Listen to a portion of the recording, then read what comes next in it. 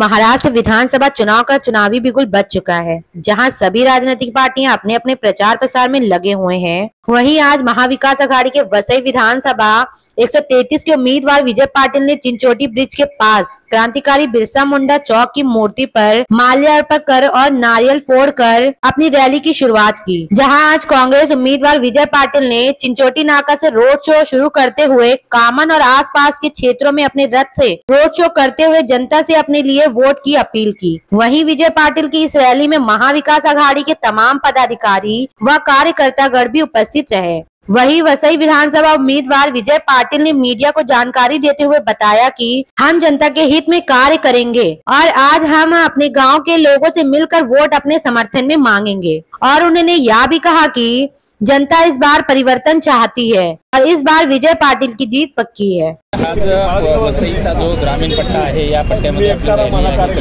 Rally आहे, काय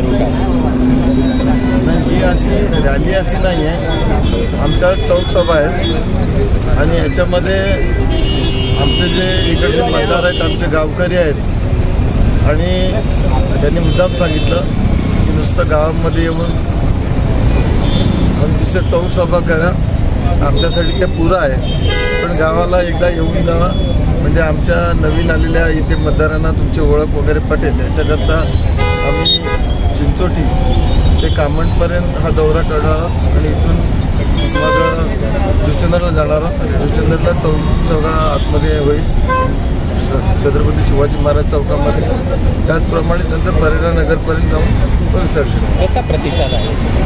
प्रतिसाद खूप चांगला आहे, म्हणजे आम्ही नुसतं कालच असं ठरवलं तरी पण एवढी गर्दी इथे आहे गावकऱ्यांची, आणखी होऊ शकत होती, पण मला गर्दी दाखवण्याकरता मी आलेलो नाही। ही इकडची आता तुम्ही पाहाल तर हा कामण रस्ता आहे, आज जवळजवळ 10 वर्षे झाला एवढा फुटलेला आहे, याला कोण वाली अजूनपर्यंत राहिलेलं नाही। कामणच्या या परिसरामध्ये जवळजवळ 2009पासून त्या टाक्या बनून तयार आहेत पाण्याच्या, त्याच्यामध्ये एक थेंब पाणी पडलेलं नाही, ही पण व्यथा आहे। दुसरं इथे इलेक्ट्रिसिटी चांगले इंडस्ट्रीजवाले इथे आलेले आहेत, पण इंडस्ट्रीजवाल्यांना इलेक्ट्रिसिटी जशी लागतं त्याचा पुरवठा बरोबर होत नाही, त्याच्यामुळे हेवी कंपन्या जे चांगल्या लिमिटेड कंपन्या आहेत ते इथे तयार नाही आहेत। आणि इथे मागे ही महानगरपालिका आली त्या टायमाला ही जबरदस्ती ही आमची गावं अडकून ठेवली होती आणि त्यांनी इथे LBT लावला होता। ते LBTमुळे बऱ्याच चांगल्या कंपन्या गुजरातमध्ये निघून गेल्या, त्यानंतर LBT पडली, पण हातच्या कंपन्या तर निघून गेल्या ना।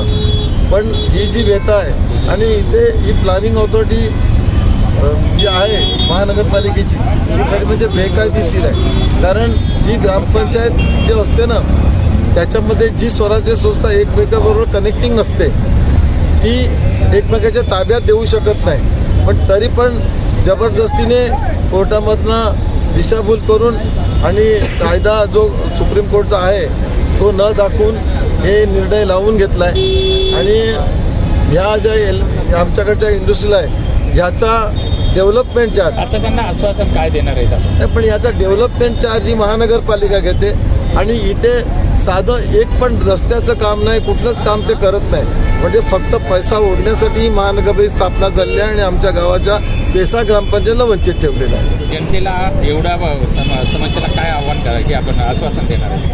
मगाशी तुम्हाला जी व्यथा सांगितली पाण्याची, रस्त्याची, इलेक्ट्रिसिटीची, ही त्यांची नाही, ही मी पण इकडचा भूमिपुत्र आहे आणि ही माझी पण व्यथा आहे। याच्याकरता ग्रामीण भागाच्या जनतेने एक ठरवलेलं आहे की आमच्या भूमिपुत्राला, इकडच्या राहणाऱ्या भूमिपुत्राला एकदा वसईकरांनी चान्स द्यावा आणि त्या भूमिपुत्राचा सन्मान वसईकरांनी केलेला आहे, सन्माननीय उद्धवजींनी केलेला आहे, सन्माननीय पटोळे साहेबांनी केला आणि सन्माननीय पवार साहेबांनी पण केलेला आहे। आणि ही जी व्यथा आहे ही व्यथा मी निवडून आल्यावर म्हणजे निवडून नक्कीच येणार आहे आणि निवडून आल्यावर पहिला या व्यथेवर हात टाकून जवळजवळ 1 वर्षाच्या आतमध्ये तिन्ही व्यथा मिटवणार आहे।